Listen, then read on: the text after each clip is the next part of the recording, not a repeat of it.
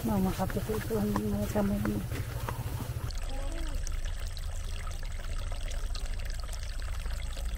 Tapos nakadulas ako, no? Magte-trending ka talaga kung madulas ako. Kasama yung pagkabulas. Mahirap pagka magmali. So saan natin makikita yung saan natin makikita yung mga lamok?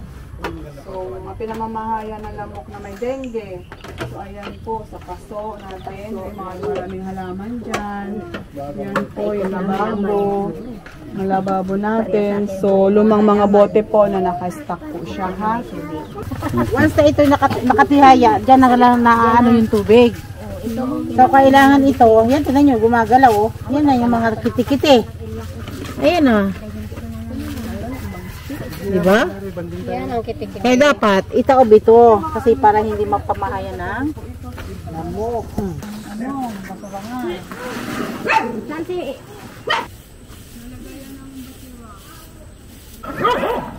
Ay, nako. Itaob mo.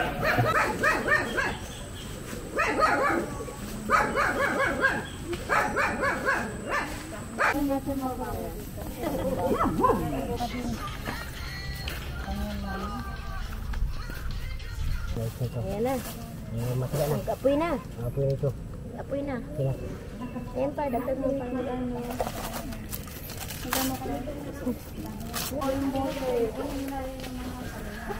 Ito ate.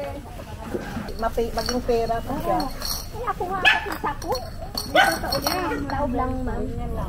Daming tubig mga Mali na lang. Dapat sabay ko na.